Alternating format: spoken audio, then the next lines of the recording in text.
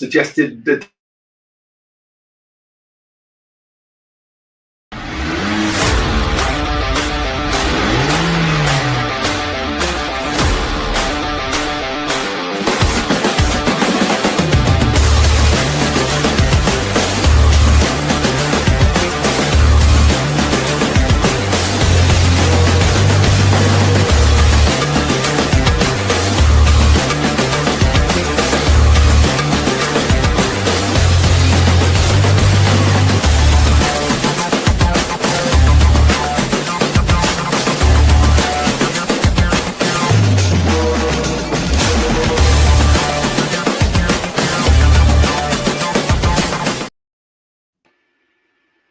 Hello everyone and welcome to Full Throttle, live on here on Unprecedented TV, in association with the Alliance of British Drivers. I'm Paul Naylor, ABD Director of Communications.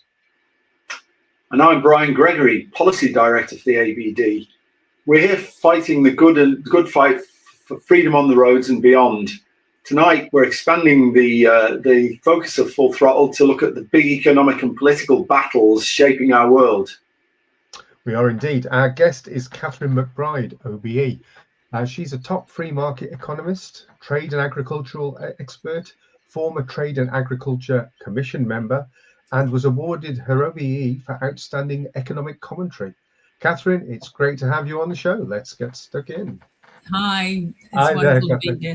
Thank you for having me. Thank you for joining us. So, Catherine, the big picture first. Where do you see the global economy heading right now? More free trade, protectionism, or something messier than that? Unfortunately, I think on our side of the world, it's going to be pretty messy.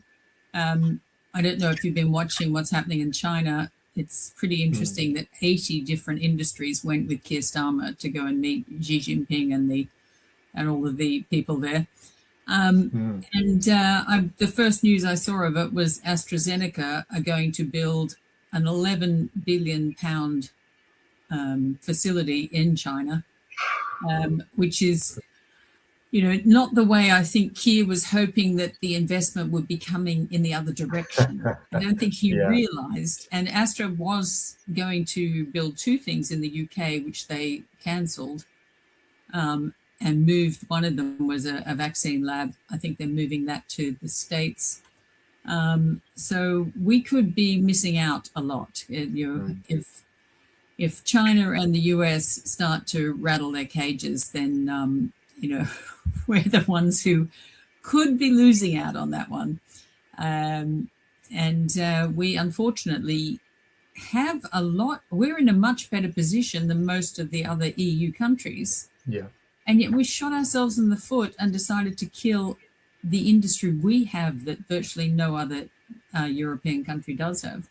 The oil and gas and coal are hugely important to industry, and we closed all that down. It's shocking.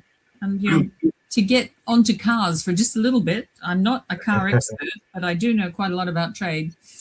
It is one of our biggest exports, along with plane engines, which I also noticed in your introduction. In fact, and ships. You got them all. Planes, trains, automobiles, anything. Roller skates, if you like. But that's what we do. That's what we're good at. And not only have we closed down our oil and gas, but we've got this ridiculous ban on internal combustion engine, petrol and diesel cars, which we've moved forward for some reason that is beyond me. I don't know why we're doing it at all. We don't have the infrastructure to charge them. We can't make the batteries ourselves. We have to import the batteries from China.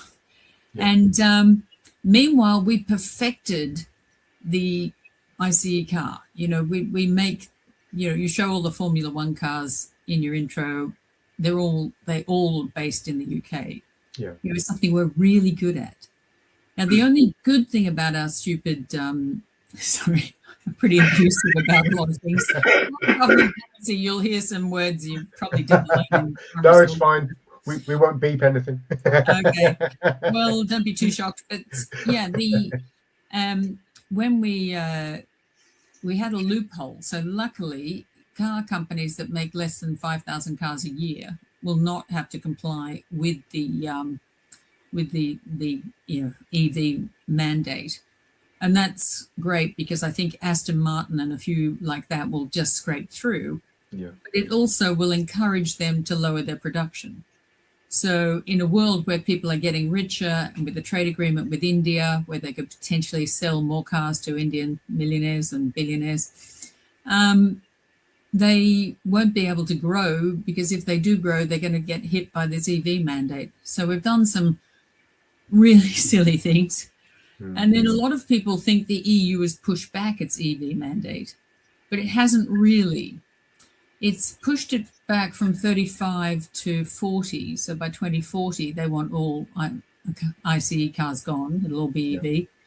But in 2035, they're only going to allow 10% of the cars sold to be petrol or diesel. So in fact, it's not as good as a lot of people think. Yeah, it's a phase out. Yeah. The only breath of good news I can see in that is with governments, once they start giving way, they show you that there's a crack. It's like letting your child stay up a little bit longer. They can see that you've just opened the door slightly, and they're going to get their foot. Yeah, So, Exactly.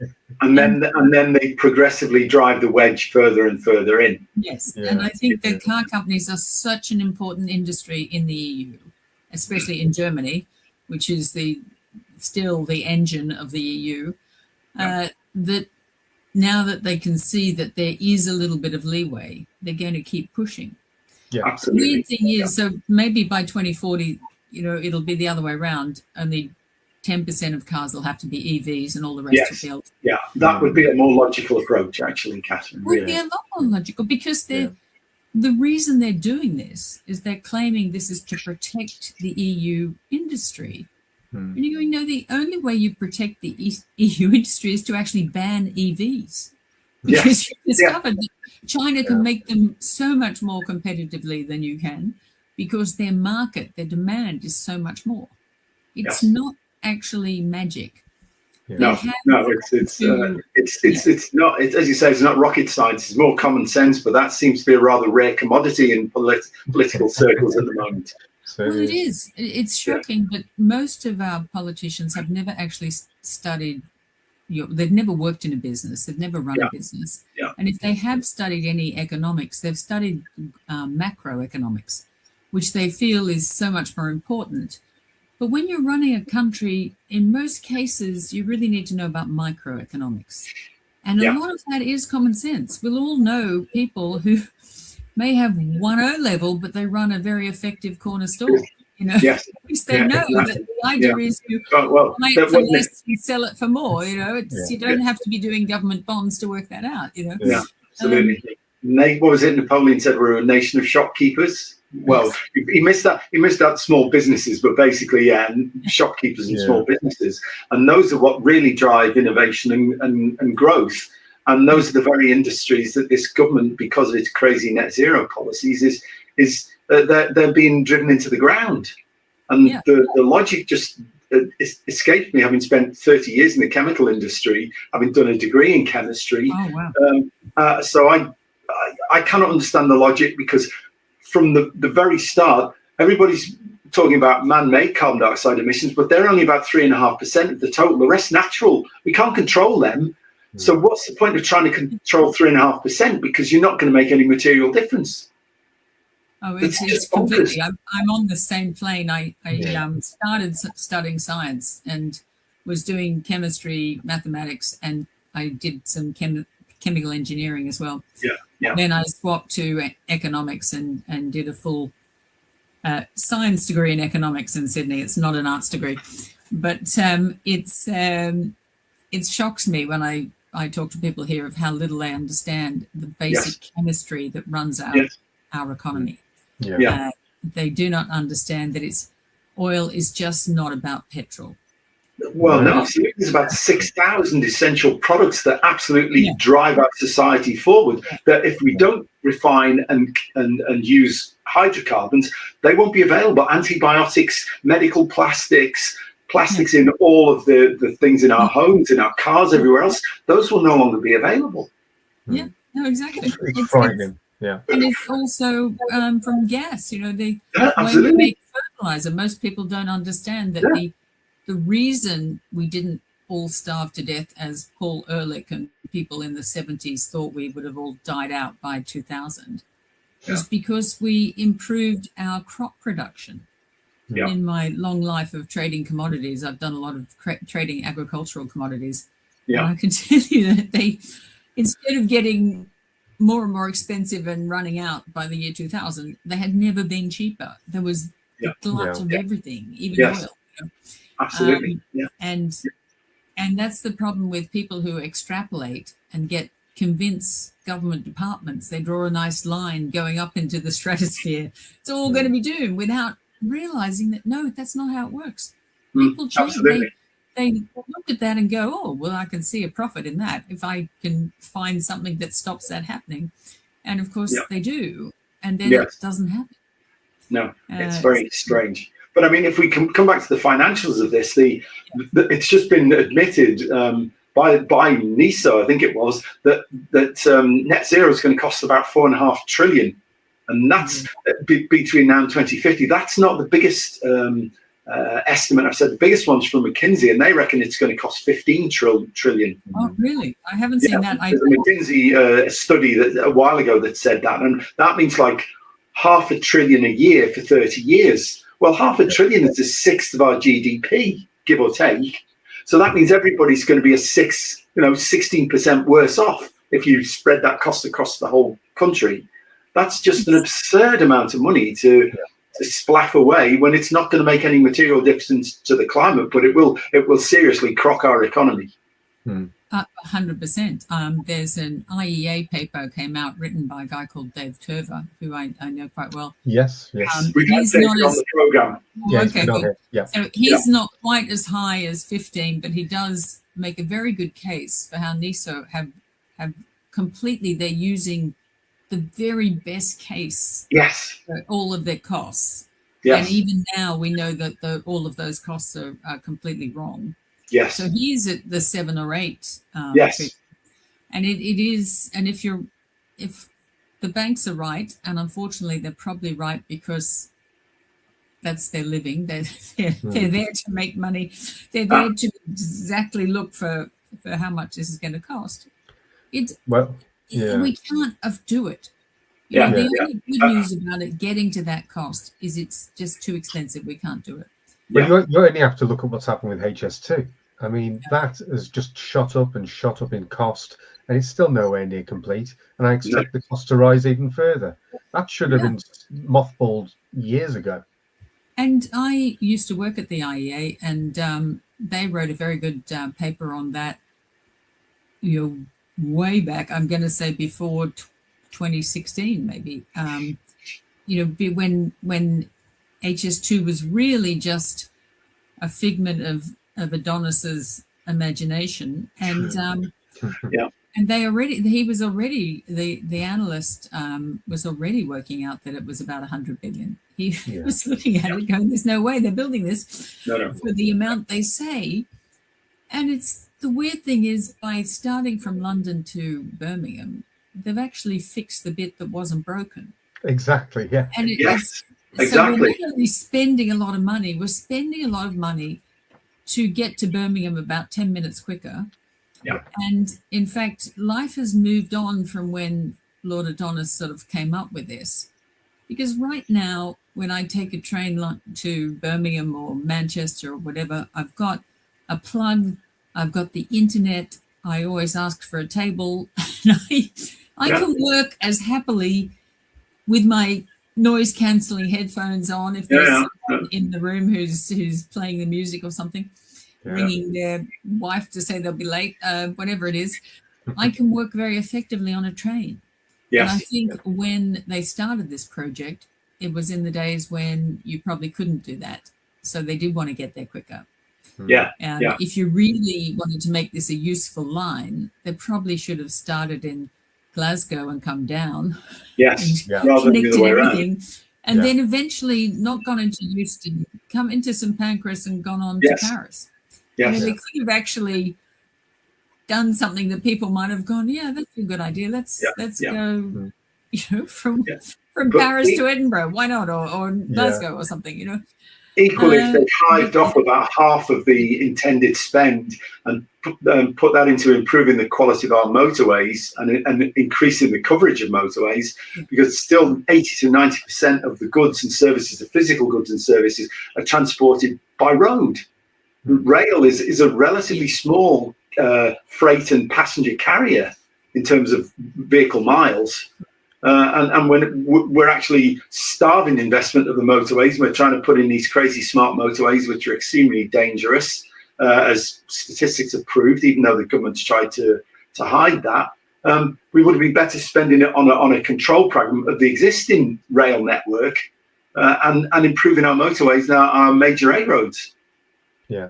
But also the way the business is done these days. I mean, after the pandemic, well, during the pandemic and therefore after, the way that people do business has changed. Yeah. People no longer feel the need to get on a train and go to visit somewhere, where they could just easily do the business on Zoom or as we are doing. As we are doing right now, the number of Zoom meetings. I wonder why Mr. Starmer's over in wherever he is now, because he could just as easily do a Zoom con with Xi Jinping or whatever he's called. I can't remember his name. As he could travel across there. Yeah, Mr. Miliband will to send, for his surrender document. Oh, here's British industry. Just surrender document. We'll watch. If it's all true that the Chinese are listening to number 10, which I keep reading about at the moment, probably didn't even need to organise a Zoom call. Just talked about it already. Certainly, Christopher Monkton, we had Christopher Monkton on about climate change, and Christopher Monkton, we must have him on because he's done this amazing study that was released in America about the extent to which our institutions have been infiltrated by Chinese sympathizers, shall I say, and we must get him on to talk about that because it's undoubtedly true. And of course, we are the worse off because of that. I'm not sure that you have to be a Chinese sympathizer. I think the Chinese are incredibly good businessmen, and they always have been. Yes. And this communist thing was a bit of a blip. And if they can see, they've all learned Sun Tzu's Art of War, if they can see that their enemy is making a mistake, they're not going to tell you, and they're going to profit from it. Exactly. They went a way to drive down the cost of solar panels. They put a lot of government money into perfecting it. Chinese solar panels are cheaper than Vietnamese solar panels, even though the cost of production in Vietnam is lower. They're cheaper than the US ones, even though the US invented a lot of this technology. And they did that on purpose. And and built the kill switches in as well. Well, it's not even the kills. Forget the kill switch. It's the subsidy switch that worries me. Yeah. These things do not make money on their own. I do know an Italian who invested in solar panels many years ago. And when I was suggesting that, he had them in Sicily and he was putting them in the UK. Yeah. And when I suggested that, how can the difference between those two in terms of sunlight, is enormous. And he said, it's not about how much the sunlight is, it's about how big the subsidies are. That's how they decide where they're investing. It's not about when you've got sunlight. Despite the fact that England, Wales, Scotland, and Northern Ireland and the Republic are the worst place in terms of latitude you could actually put solar farms because they're least efficient. We get very low levels of intensity radiation even in the summer, but of course virtually none in the winter when our power needs are greatest. It's just crazy. And as you say, look at who's making the money and where the subsidies are going, and you'll see why they're arriving here and why Miliband is carpeting the country with these things, apart from taking away loads of prime agricultural land to do it. Well, of course, the easiest place to put solar panels is nice flat land. And that's the UK doesn't have a lot of agrarian land for crops. It's mainly all down the East Coast, which is fantastic, flat, large farms, farms that would be large in Australia, not just large in England. And they're the ones that the solar panel people are going after because it's cheap. Where all of that hill country in Wales, which could probably benefit from solar, subsidies, the hills are all facing the wrong way, and it's much more expensive to put the solar panels on, and so when they keep saying, oh, but the sheep can eat underneath the solar panel, and you're going, no, you're putting them on land that has never seen a sheep. You're putting them on land where we grow crops. So exactly. Stop the rubbish about the sheep. The sheep are in the hills on the Cotswolds and Wales. They're on the other side. And then there's the chemicals leaching from those panels that probably wouldn't do the sheep any good if they did eat the grass anyway.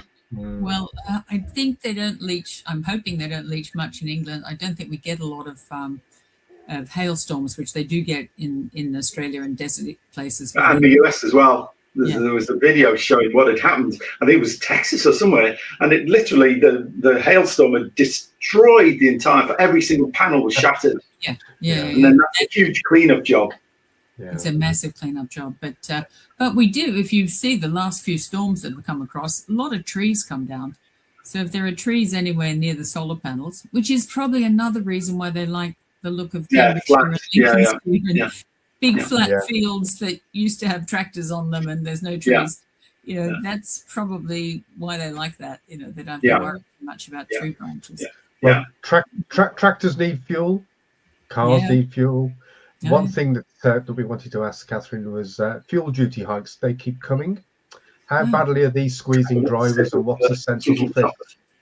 Well, I was interested to see that everyone for about over 10 years now have been saying, this thing they call a discount, which they mean they didn't keep putting fuel duty up with inflation, and they tell us that that's a gift to us. That's a discount. And the Treasury even refers to it as a cost to them. It's like, it's not a cost. You invented this tax. They aren't going to put it up in April, which they had been talking about, but they will start putting it up in September, and then more of it will go up by next April, so April 27. And that is when they'll get rid of the 5p discount they've been so generous about giving us for the last 10 years. We have an ally called Howard Cox who runs Fairfuel UK, who's all the best guys. He's struggled manfully to keep that in place, and work done by the Centre for Economic and Business Research actually shows that fuel duty is a regressive tax, and the more you increase it, the more you dampen down economic growth. So the Treasury having the idea that actually increasing it is a good idea is, well, it's a lot of them it's sort of dream economics. It doesn't stand up. They're heavily influenced by service industries. They're all based in London. They're probably, if they live outside London, they take the train in or the tube in. And then they get on one of those e-bikes, and they don't understand why we can't all do that. And we say, look, a truck delivering goods that has to go first from the farm to the processing plant, then after it's been washed and packaged, it goes somewhere else where it's chopped, and it's then packaged to the supermarket, and then it goes to the supermarkets. Then they have to distribute it everywhere. And then you lazy gits are ringing up on Ocado and ordering it. So then there's another group that have to deliver it. And it's like all of that stuff happens to get, food to someone's plate. And they don't understand that. No. I really think that it's some guy with a backpack and an electric bike is delivering it. I pull my hair out because it is a huge economic weight. Absolutely. And even those goods that are delivered to a railhead by rail, it's a diesel lorry that takes it from there to wherever the end delivery point is. So you can't avoid using the roads at some point in the journey of that particular good, and especially with something like an AO fridge freezer. You're not going to carry that on an e-bike. But that also needs to run. The refrigerated lorry is using more power than a regular one. Absolutely. And they don't seem to even understand that. No. Well, all those oysters they eat in the restaurant in London, they don't realise that if somebody's trying to eat some in Grimsby, or, well, maybe not Grimsby because they can find their own oysters there, but sort of somewhere in Leeds or somewhere, that it's got to get there by refrigerated truck. End of. Otherwise, it's a very big part of the economy, and traditional economics will teach you that as the price of fuel comes down, that's a boost to the economy. And right now, there's been a lot of fuel, was coming down, the fuel price. There's been a few political spikes when Trump sends the armada outside around, people kind of start buying oil again. But apart from that, it was coming down quite a lot. And the idea that Venezuelan oil will be back on the market and stuff like that. So it was looking good for industry. But in the UK, because of the taxes we put on, not just fuel duty, but then we add VAT to not just the cost of the fuel, but also the cost of the fuel duty, which I think is almost rude. Why are you charging us VAT on a tax? That's outrageous. Absolutely. It's bizarre. It defies explanation, really. What we're gonna? I mean, because of where we are now, because we're supposed to be post-Brexit. I mean, my personal opinion is that Brexit hasn't actually succeeded because the political will to make it succeed wasn't really there. So we're in sort of a no man's land at the minute. The government seems to be backtracking and actually trying to enmesh us more in European legislation again by the back door without actually admitting it. So where does that leave us, Catherine? We're in sort of in no man's land. Well, I think that there will be a lot of lobbyists and companies that will be talking very severely to Keir Starmer and his friends at the moment, because we did do a lot on Brexit, but it wasn't to help the public.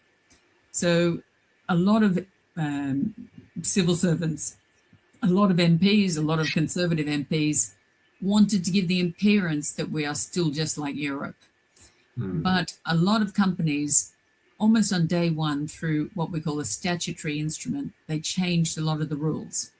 For a long time, all the farmers were complaining about the 3-crop rule, which meant you had to grow 3 different crops if you had more than 30 hectares, which is not a very big farm. No, it's not. But a lot of European countries have smaller farms than that, surprisingly.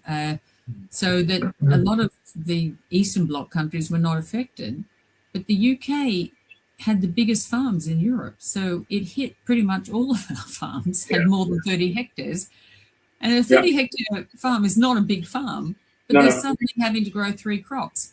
That one changed the day we left, but most people didn't even know about it because it never got a lot of publicity. And if you were not a crop farmer, even sheep farmers in the country probably don't know about that. Dairy farmers probably don't know about that.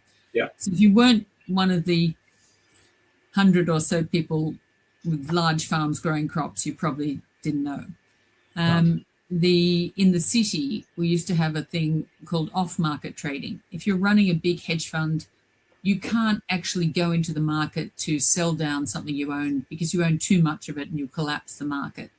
So you have to cross those trades off market, and they were called dark pool trading. God knows why. When I was working in the stock market, it used to be considered a crossing market, and it was all done off market. And a big seller would ring a broker, and a broker would run around and find a big buyer, and the crop, the things would be crossed off market. The French didn't like that, so they invented this crazy rule where if more than a certain percentage of the shares were traded this way, then it would stop, and you couldn't do any more like that for the rest of the year.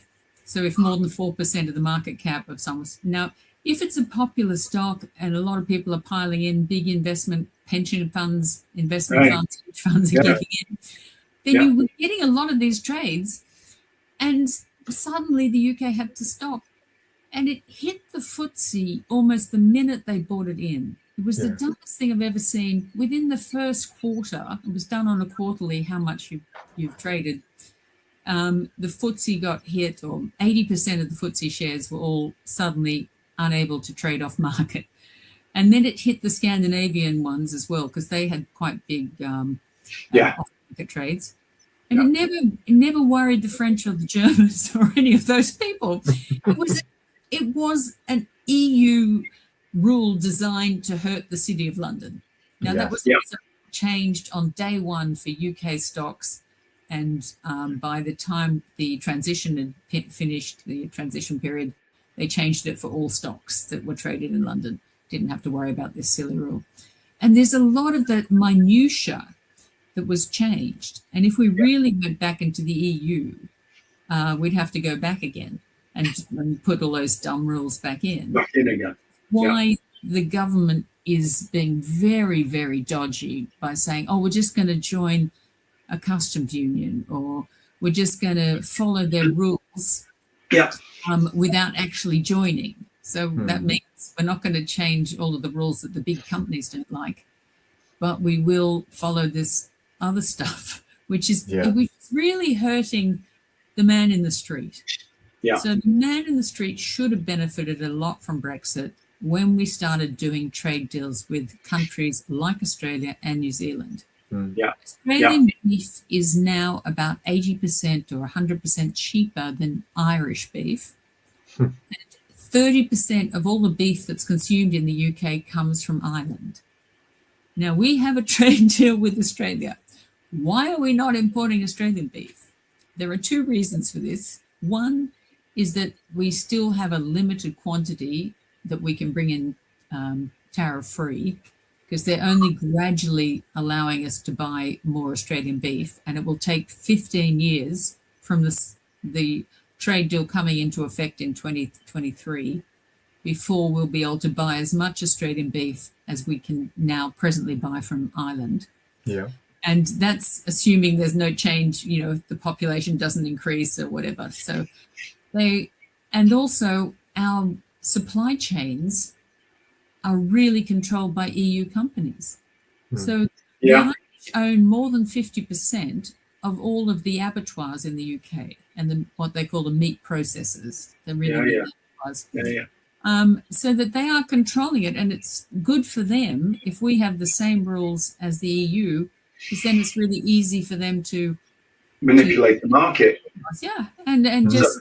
But that was the whole point about that. I mean, when I was working with the EU, was supposed to clamp down on restrictive practices like this, and they used to have a unit called DG11, General Director 11, and the company I was working for made titanium pigments, and that was a worldwide market, and there was great scrutiny on titanium dioxide producers to make sure there wasn't any kind of cartel going on, and frequently people's head offices got raided and all the documentation got taken away to check that there was no collusion going on. And yet they're allowing stuff like this to go on, which is basically rigging the market, and it's counter free trade. Yeah, but it's counter free trade with somebody who's not an EU member. Yeah. And it's still dodgy. But it's not just the EU, because the UK's CMA, what is it, Commodities and Markets Authority? CMA, Companies and Markets Authority, who stop takeovers. They allowed a takeover between two Irish meat processing companies. One bought the other one. And that's where I got this figure of over 50%. They pointed it out. But it didn't stop them blocking the trade.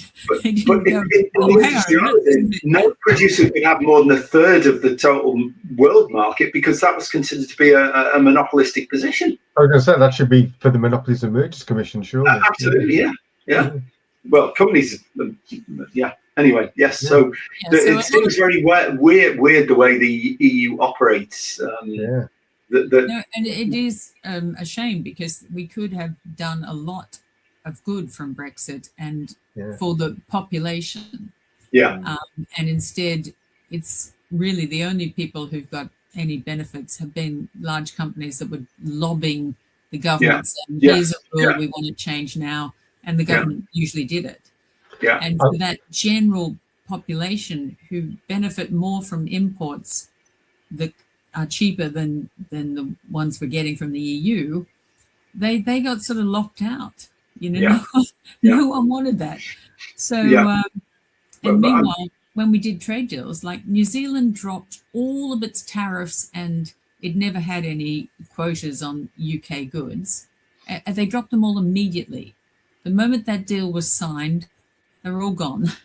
And Australia did it on everything except for 3 types of spring and 2 types of cheese. So there was 5. Otherwise, they just got rid of them all as well. Yeah. And the UK has like 14 pages for the Australian one, and probably even more for New Zealand, spelling out all of the structure of how they'll lower the quota. The tax-free quota will be introduced and increased, and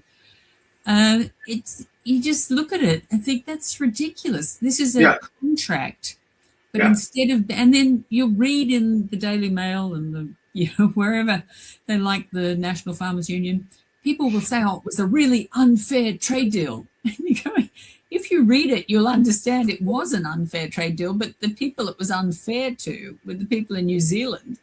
But the British can't get their head around that. They are sure that they got ripped off by the dodgy New Zealanders. And you're going, no, New Zealand is a very honest place. They just make a good product. They just don't try and make everything. They make 9 things more efficiently than any country in the world. So tiny New Zealand is the world's biggest exporter of butter. When you see the things that they sell, you go, wow, how did they do that? When you look into it, it's like, well, they didn't try and produce everything. They tried to produce what they're good at. And that's used to be what the UK did. Exactly. When I came here, you'll like this, Brian, I came here in the 1980s, and the biggest company, or one of the biggest companies in the UK, was something called ICI. Yes, which was my company was a subsidiary of ICI at the time. Yeah. And you sit there going, this was a world beater. How did we let that just be broken up and shipped out? And now I know, broken up piecemeal. The bit I was involved in was sold off to the Americans, to Huntsman, and then they changed its name to Venator, and then they started contracting, and the factory from which I worked, which is just up the northeast coast from me, is now being poured over by the Chinese, because Venator went into bankruptcy, Chapter 11 briefly, and as soon as they came out, snapped up by the Chinese. Now, is that what were you making? Because someone told me about this today. Titanium pigments. Yeah. So the white pigment that goes into paint, rubber, plastics, all sorts of stuff, pharmaceuticals even. Well, I'm not sure if it was your company, but I'm writing a big paper with David Turver and another guy, Brian Monteith. It's effectively about the importance of oil and gas and coal in our whole economy. And, it's going beyond the idea. So many people are writing papers about electricity, and you sort of go, that's about 20% of our energy. There's all that other stuff you need to know about. Yes. But we came across this story where a company in the UK that made titanium oxide was driven out of business by cheap imports from China. And now the Chinese are buying it. Yes, that is your company. If you want the inside story, take it offline, and I'll. I think we need to go into that in more detail, because that sort of stuff is something we really have to look at. There were some really strange things that happened. Just for one, for example, we made a good grade for printing inks. It's very difficult to make good printing ink grades, and the only other one was made by, at the time, a Finnish producer. We bought the Finnish producer, so then we were in a monopolistic position. We were therefore forced to sell off our own recipe, because the Finnish one was slightly better than ours, but now we had it. And then mysteriously, the Finnish factory burned down shortly afterwards. And we had sold our recipe to guess who? The Chinese. Oh, no. Yeah, honestly. I mean, that's beyond that. I said earlier they're good businessmen, but I don't think that's good business. That's something. No. I mean, it's alleged that it was an accidental fire, but they found that once the fire happened, they couldn't rebuild the factory because it would be too expensive. So basically, they stopped production at the site in Finland, Pori, and then the company to whom we sold this ink recipe is called Billions, and Billions is the company that's just bought Venator, or what remains of Venator in the UK. And do you think that the massive taxes we put onto oil and gas were part of that, and electricity? Absolutely, because the way you make titanium dioxide, well, there's two routes. The old-fashioned route, which is basically you have a massive rotating kiln called a calciner, and you put sort of small crystals of titanium dioxide at the top, and they come down to the bottom as the thing rotates, and the crystals grow to the size to make pigments. So you're using huge amounts of gas to keep that calciner above sort of 900 Celsius or something like that, as the stuff calciner discharge goes down to the bottom of the calciner. But the other route, it was very elegant. You make titanium tetrachloride, which is volatile. You distill the titanium tetrachloride to purify it, and then you reoxidize it back to titanium dioxide, and that uses huge amounts of energy because the reaction takes place in a magnetic plasma bottle, so you need a huge amount of power to maintain that magnetic bottle to actually make the pigment react in there. And of course, the factory at Greetham, which is the one the Chinese are acquiring, uses that technology. Oh, wow. Because they'll also have very, very cheap subsidized power for a lot of it. Yeah, and of course, it was a huge amount, about a third of, somewhere a third, maybe a bit more nowadays of my ex-company's costs was just straight energy because of the process. So when energy costs here are 6 times what they are in the, 4 times what they are in America, 6 times what they are in China, you're on a hide into nothing. Yeah. And with the American one, I've done a lot of looking into that. And people like to say, oh, it's 4 times cheaper than us. But it's not. It's by state. The US energy is very competitive because each state is really doing its own energy. Yeah. So that average includes places like California, where it's very high. Yeah, in California or in New York State, where the crazies have got control, but in Texas they have a bit more enlightened view. Or Mississippi and places, Alabama, places that want to build up their industry have all realized they need to lower their energy costs. And they are working at that. And then now, as many people will say, if we were a state in the United States, we would be the poorest in terms of GDP per capita. And that's one of the reasons, is that their industrial heartland is much cheaper than we are. We're just, so we're almost kidding ourselves when we're talking about that average. You're including. We're not even hillbilly cousins. No, well, exactly. Well, we could be. We could be. We could do the Clampett thing and strike oil, but we'd choose not to. Yes, we even know where it is. We know exactly, and we're buying it at an on cost from the Norwegians because it's coming from the same field. You couldn't make it up. We've actually got gas onshore. And I'm not talking about fracking. We have real gas onshore. They've discovered a massive field. And it's just there. We could all, the people there could be Jed Clampett, but they're not. Absolutely. So you remember Jed Clampett, understand basic physics or chemistry or even economics, which you'd think So it's very shocking to me that we. Well, it's basically a case of the lunatics being in control of the asylum, I'm afraid. That's what it amounts to. It does. And there's no other way of explaining that. Well, we know who the chief lunatic is because he's on the news all the time. Telling us how cheap our energy is, and it's just your imagination that they want you to pay more. I think he's had too much of the wacky backy or something, because his brain's definitely not on this planet; it's on a different one. It's crazy that they think.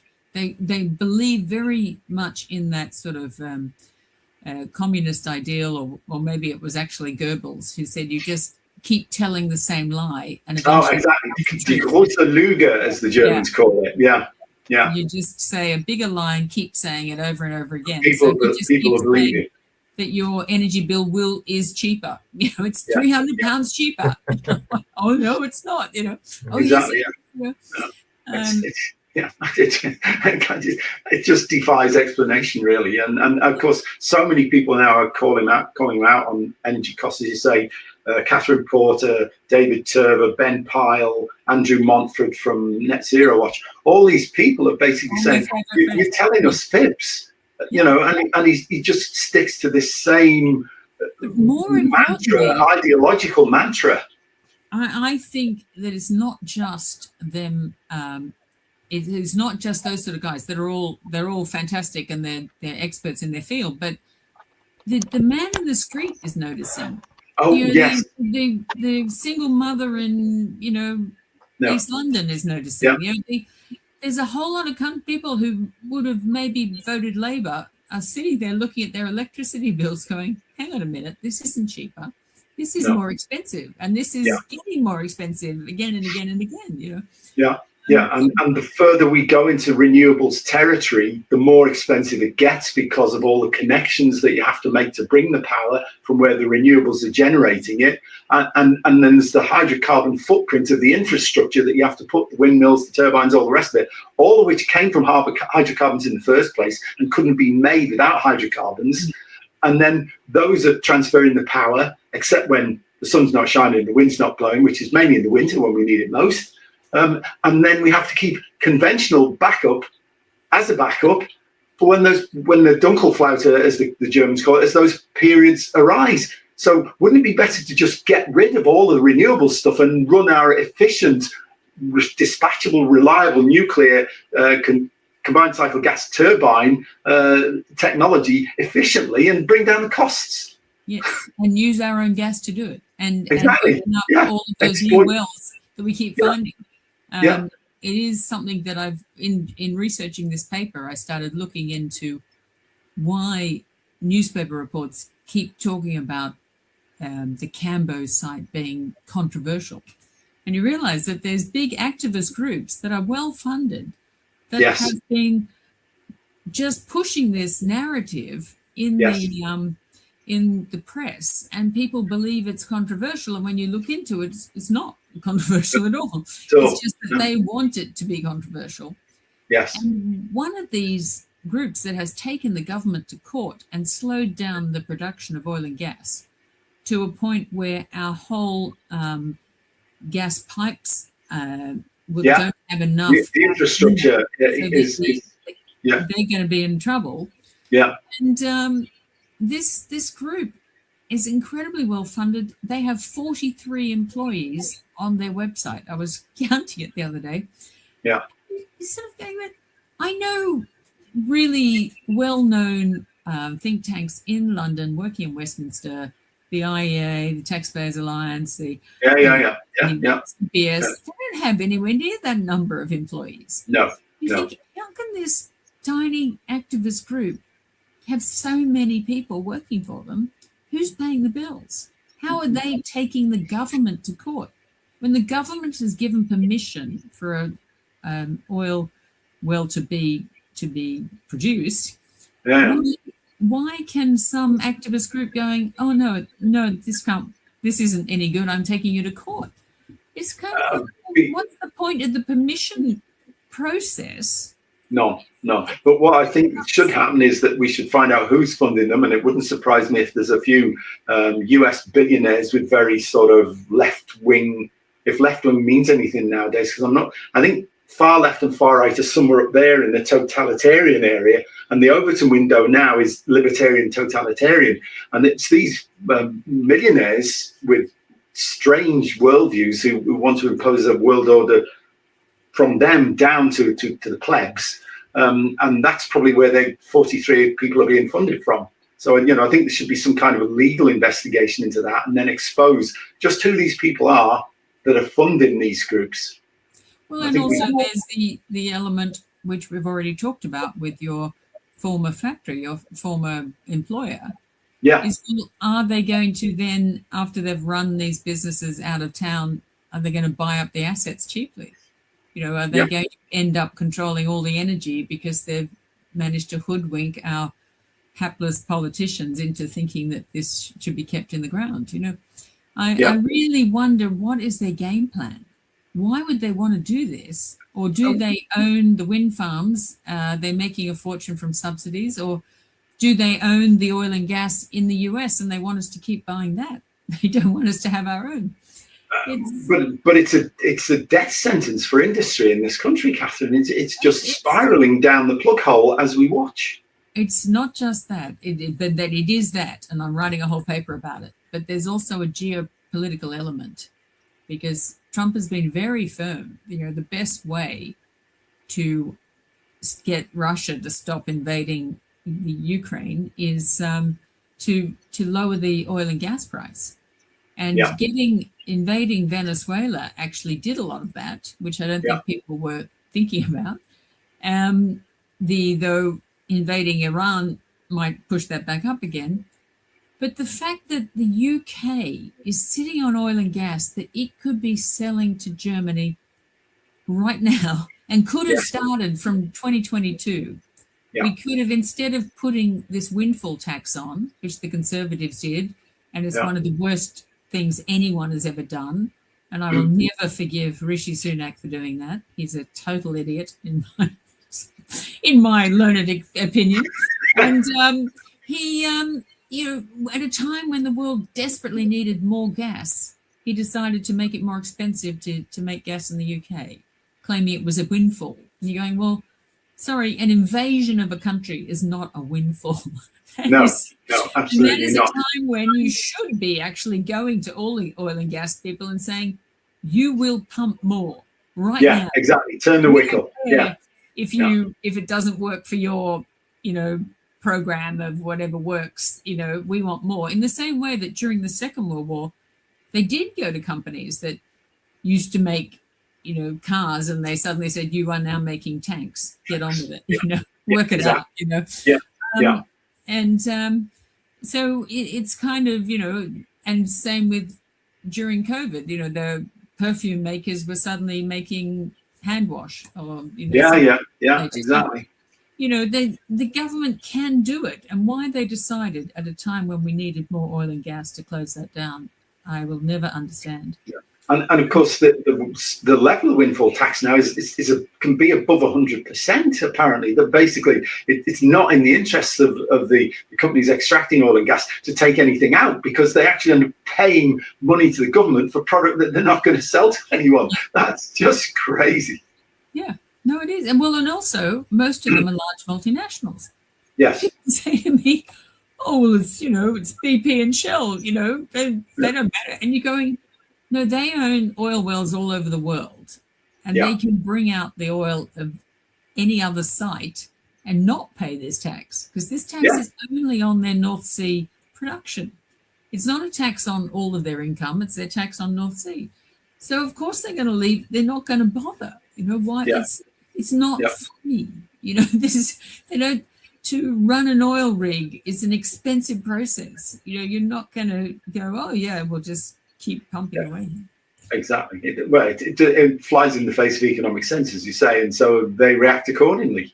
But drive all of the downstream activities, all of the refining activities, and all of the chemicals that come from the refining activities, and all of the activities of those companies, all of those then start contracting at a dreadful rate, and with no sign of any replacement industry, because they can talk about renewable jobs, but I think every renewable job, I think David Turver worked out that every renewable job costs about £1 million a year.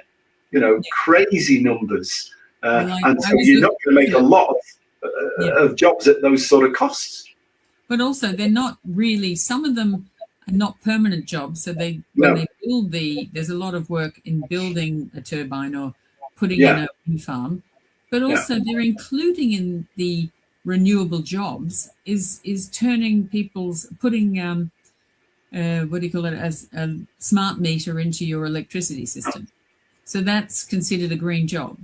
And you're going, well, I don't think that's really very green, because that's just, the guy changing the meter in your house. And again, like a lot of it, once that's changed, you're not going to keep changing it. It's a one-off thing. Exactly.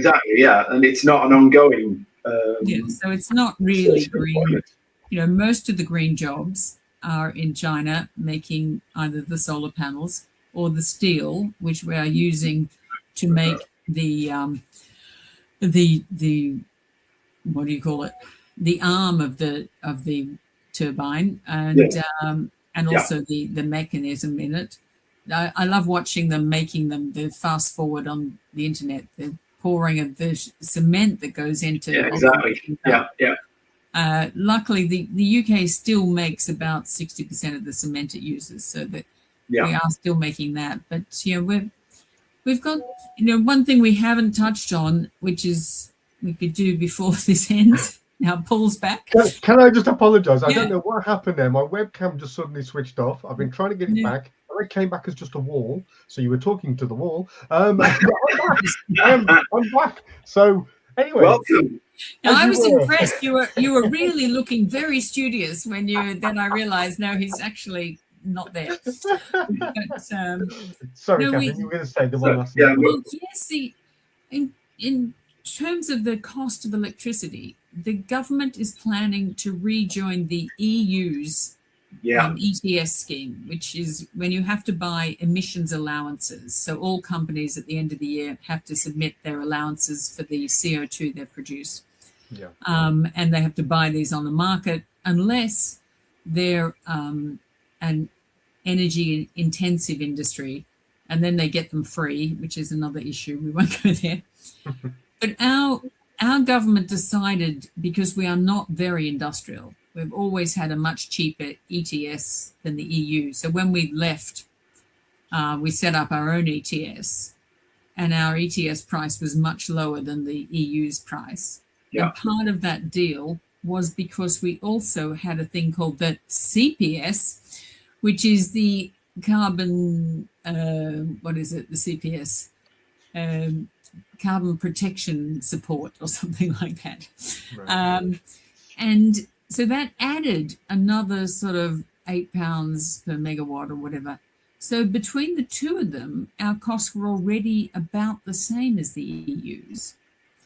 But now that we're joining the EU scheme, our ETS is going up to meet the EU's. So our costs, our electricity will be more expensive because the CPS was introduced to drive coal-fired power stations out of the grid. And they've all been driven out of the grid. The last coal-fired power station closed last year. But like all taxes, the government never got rid of this tax. So our electricity will be more expensive than the EU's. And then they want us to join their, what they call carbon border adjustment mechanism, which everyone refers to as a CBAM.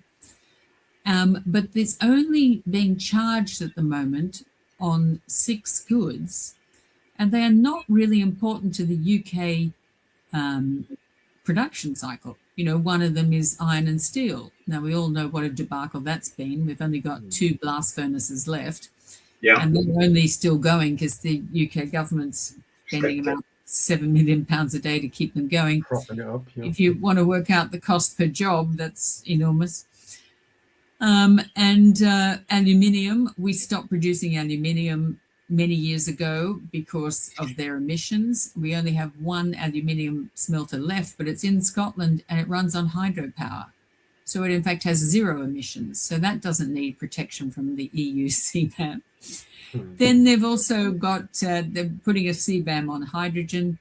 Well, we make very little hydrogen. We don't really export it. We import it from the EU.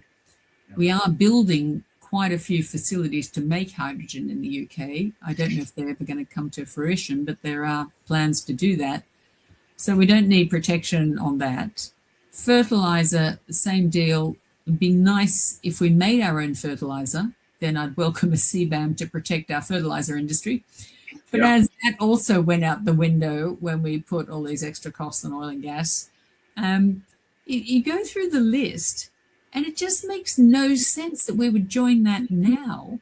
Because EU, the main imports that are driving our businesses out of business are in fact the next level of good. It's not that basic steel, aluminium, your fertilizer. That's not where we're at. we're getting undercut by the next level when someone turns that into a chemical or makes that steel into a car or makes that aluminium into a plane or a plane part, wing. That is the level where we need protection, but the EU's CBAM in all its wisdom doesn't do that. And it's now closing the gate after the horse is bolted because most of those industries have already moved out. And now it's going to... One of the ones that you just mentioned, apart from pigments, we used to supply to IMI Titanium, which was in the Midlands. And they made titanium parts for aircraft and all sorts of other applications. I don't know if they even still exist now because it's a number of years since I was involved. But they were... their titanium was sought after worldwide because it was so pure and they had such stringent testing. They used to put a certain amount of titanium dioxide into it and it improved the strength, but that had to be careful. It wasn't stuff like tungsten in there because that acts as a locus for fracture. So, if you get turbine blades, titanium turbine blades, and there's any tungsten contamination, it just acts like a sieve from which metal fatigue emanates.